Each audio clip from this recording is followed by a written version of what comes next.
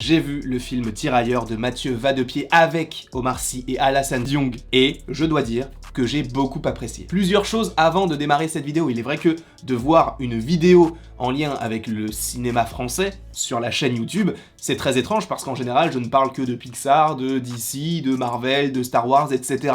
Là, j'ai eu envie en 2023 de m'ouvrir à autre chose. Et cela passe par l'ouverture vers un nouveau cinéma, que ce soit un cinéma français, asiatique, peu importe. Et donc, on pourra éventuellement en parler sur la chaîne. Et là, donc, j'ai vu le film Tirailleurs et je me devais de vous en parler pour plusieurs raisons. Et d'ailleurs, je sais par avance que certains diront que mon avis est totalement biaisé par rapport à ce film, puisque je suis fan d'Omar Sy. Mais ce n'est pas parce que je suis fan de quelque chose que je vais aimer tous les films qu'il va faire. Regardez, je suis très fan du Marvel Cinematic Universe, ce n'est pas pour autant que j'ai adoré Thor Love and Thunder, pour exemple. Il est vrai que j'ai surtout vu le film pour Omar Sy, parce que j'adore cet acteur, mais aussi pour le côté historique de la chose. Bien évidemment, il y a de la scénarisation derrière, cependant je trouve que c'est hyper intéressant d'évoquer cela de ce point de vue. Ainsi, l'histoire de base, c'est Bakary et Tierno qui vont se retrouver donc en première ligne, donc en étant des tirailleurs lors de la Première Guerre mondiale. Sachant pour précision que Bakary n'est autre que le père de Tierno. Tierno qui s'est donc fait kidnapper par les Français afin qu'il puisse être donc un tirailleur, et Bakary lui va s'engager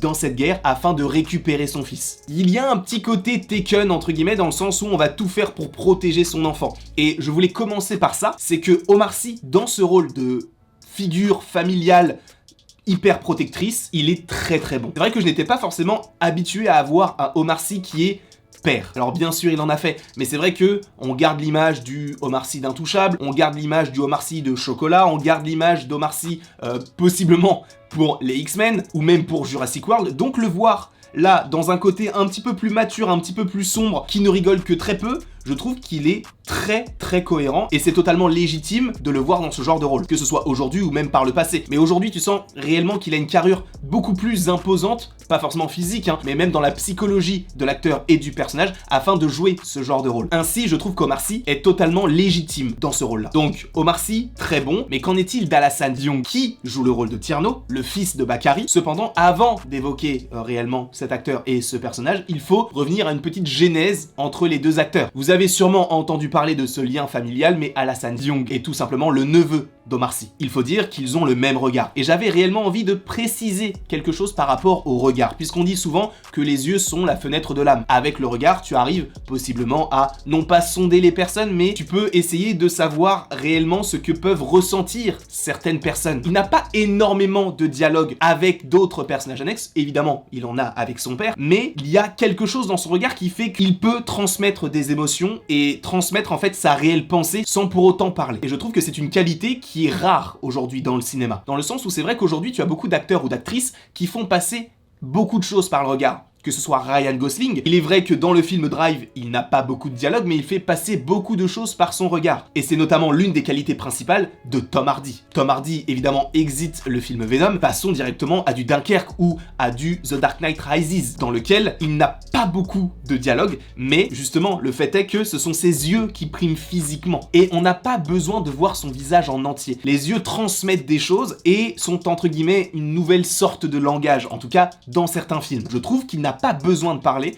afin que l'on puisse réellement comprendre ses intentions. Je trouve que son regard est très particulier et c'est également le cas pour Omar Sy. Ils sont extrêmement charismatiques de ce point de vue-là. Donc j'avais vraiment envie de me focaliser sur le regard au-delà de son jeu d'acteur qui pour moi est très bon dans le sens où Tierno, c'est lui qui porte le film. C'est vrai que j'étais allé voir le film pour Omar Sy, mais Alassane Diong est une belle surprise pour moi. Je n'irai pas jusqu'à dire que c'est une révélation, puisque le film n'est pas nécessairement exceptionnel, mais je trouve qu'il arrive à sortir son épingle du jeu avec pourtant Omar Sy à l'affiche. Je trouve qu'il est bien mis en avant, et le côté autorité du père sur le fils au début, qui change après en autorité du fils sur le père, est hyper intéressant. Alors évidemment, c'est un schéma qu'on a vu et revu dans le cinéma classique ou même moderne, mais je trouve que ce sont des choses qui fonctionnent bien dans cette histoire-là. Parce que justement, on a un Omar Sy qui, de base, est vraiment celui qui domine, et par la suite, dans le film, avec différentes péripéties, il va se retrouver en étant non pas démuni, mais entre guillemets inférieur à son propre fils, qui est encore un enfant à ses yeux. Et on voit justement le développement personnel de Tierno qui lui-même fait évoluer le film. Dans le sens où Omar Sy, lui, il a un but, c'est de protéger son fils, là où Tierno, lui, il est pour le coup un petit peu tiraillé, sans mauvais jeu de mots. Dans le sens où il pense quand même à sa famille, mais dans un autre cas de figure, il est quand même un petit peu, non pas attaché à la guerre, mais il sent qu'il est important et qu'il a un rôle à jouer. Ainsi, je trouve que, oui, ce sont des choses qu'on a déjà vues, cependant, la manière dont il le joue, eh bien, je trouve que cela fait ressortir quelque chose de plus. Après, là, c'est vrai que je n'évoque que les choses positives, mais il est vrai que, à part ces deux acteurs, le reste du film, en tout cas le reste du casting, selon moi, est très fade. Parce que je ne suis pas non plus hyper fan du jeu de certains acteurs, notamment du lieutenant qui, selon moi, est limite transparent alors qu'il a un rôle beaucoup plus important. Je trouve que vraiment on n'arrive pas à s'attacher à ce qu'il y a autour, et c'est ça qui me pose problème, c'est que dans ce genre de film, dans un film de guerre, même si cela reste une histoire père-fils, j'aurais aimé un petit peu plus de caractérisation autour de ce duo. Là où, justement, on apprend qu'il y a d'autres petits persos, mais finalement celui-ci va finir par mourir, celui-ci va partir, et ce très rapidement, et on n'arrive pas à s'attacher à eux, là où justement je pense qu'il y a possiblement un problème de montage. Le personnage de Bakary, lui, va notamment, entre guillemets, attention spoiler, rejeter un autre personnage en disant en fait dégage, et 5 minutes après, il va lui dire écoute, tu es un bon garçon. Il manque quelque chose, il manque un lien. En fait, tu as le duo, et le reste qui est autour et qui ne sert pas à grand chose à part contextualiser la relation. Et je trouve que c'est un petit peu dommage parce qu'il y a beaucoup de personnages qui sont autour mais qui sont inintéressants. Donc ça, selon moi, c'est vraiment le point négatif du film, c'est que le reste, au-delà des deux personnages, on s'en fout. J'avais encore envie d'évoquer quelque chose avec vous, c'est le côté du langage. Il est vrai que ce film est à... Je n'ai pas un pourcentage précis, mais je vais dire qu'il est à 30% en français et 70% dans d'autres langues, que ce soit du Peul ou du Wolof. Cela rajoute une légitimité, entre guillemets, au propos, dans le sens où s'ils parlaient tous français, pour la cohérence du propos, eh bien cela me poserait problème. Et c'est notamment un problème, alors... à moindre échelle, mais que j'ai eu pour le film Avatar, la voix de l'eau. Tous les navis parlent en anglais, alors que tous n'ont pas forcément eu des cours d'anglais. Et c'est assez étrange. Évidemment, pour un souci de compréhension, quand tu vas notamment voir le film en VO, tu as de l'anglais et donc tu as du navi. Et c'est vrai que, dans le deuxième, il y a peu de navi, il y a beaucoup plus d'anglais, alors qu'ils n'ont pas forcément eu les cours nécessaires afin de parler cette langue. Et là, justement, à contrario, nous avons le film Tirailleurs qui est, entre guillemets, à 70% dans une autre langue. Je peux évidemment comprendre que des personnes qui ont payé un billet pour aller voir un film en français et qu'ils se retrouvent à lire énormément de sous-titres et que ça les saoule, je peux comprendre, mais en fait c'est logique parce que le personnage de Bakary, qui lui n'a jamais appris le français, ne peut pas parler français du jour au lendemain. Donc je trouve qu'il y a une certaine cohérence linguistique par rapport au fait que Bakary ne parle pas français, ou même que Tierno, lui, ait appris le français puisqu'il a été lui-même plus jeune à l'école française. Et par rapport peut-être à l'histoire, ça lui donne peut-être un avantage d'évolution puisqu'il est jeune, il sait parler à la fois le Peul et le français, donc il a peut-être plus d'opportunités par la suite que justement le personnage de Bakary qui, lui, ne parle entre guillemets que Peul et qui est un quarantenaire. Et enfin, je voulais terminer en parlant de la musique. La musique qui est extra-diégétique n'est quasiment peu présente, ou alors je n'ai pas forcément énormément fait attention.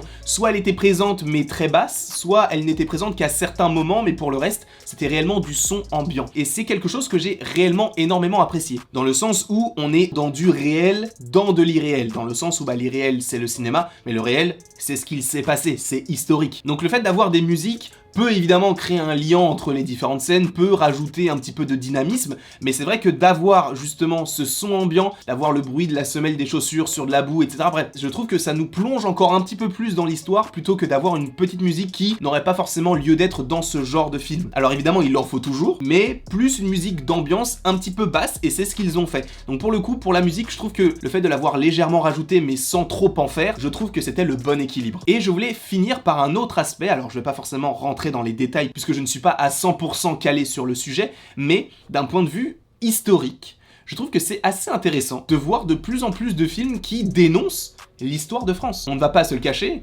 l'histoire de France n'est pas extrêmement belle. Alors sans rentrer dans les détails, vous le voyez avec ce film-là, l'histoire de France a quand même beaucoup de choses à se reprocher. Et je trouve que c'est une belle dénonciation parce que justement ça fait en sorte que certaines personnes ont dû quitter leur famille pour partir à la guerre pour un pays qu'ils ne connaissaient même pas, et justement de voir cet aspect-là de la France, c'est intéressant, parce que ce sont possiblement des choses qu'on n'apprend pas forcément à l'école, et qu'on pourrait apprendre. Moi, personnellement, les tirailleurs, en tout cas, vu de ce point de vue-là, j'ai jamais entendu ça à l'école. Je dis pas qu'il faut refaire le programme de l'éducation nationale par rapport à tout cela, mais le cinéma peut être une belle vitrine sur ce qu'ont fait les Français à une certaine période donnée, et peut-être que tout n'était pas rose. C'est tout ce que j'ai à dire. En tout cas, si je devais donner une note à ce film, je pense que je donnerais la note de 16 sur 20, puisque c'était un très bon film, mais encore une fois, ce qui prime, ce sont les deux personnages principaux que sont donc Tierno et Bakary, mais pour le reste, c'était plus que moyen, dirons-nous. Ainsi, la note de 16 me semble plutôt satisfaisante. En tout cas, n'hésitez évidemment pas à me mettre en commentaire ce que vous avez pensé du film, ou si vous ne l'avez pas vu, si vous comptez aller le voir, ou si vous n'avez pas du tout envie de regarder ce film, n'hésitez pas à me mettre tout cela dans les commentaires. N'hésitez pas non plus à aimer, à partager et à vous abonner, cela me ferait évidemment extrêmement plaisir. Sachez qu'on fera de plus en plus de ce genre de vidéos qui sortent un petit peu du cadre Marvel d'ici, tout en ayant, on va dire, 80 à 90% des vidéos qui sont liées à cet univers-là. C'est juste que de temps en temps, j'ai envie de parler d'autres films qui m'ont plu ou qui m'ont déplu et qui ne sont pas forcément totalement en lien avec ce que je peux évoquer quotidiennement. Je vous fais évidemment d'énormes bisous et après tout ceci, il ne me reste plus qu'à vous dire à la prochaine pour la prochaine.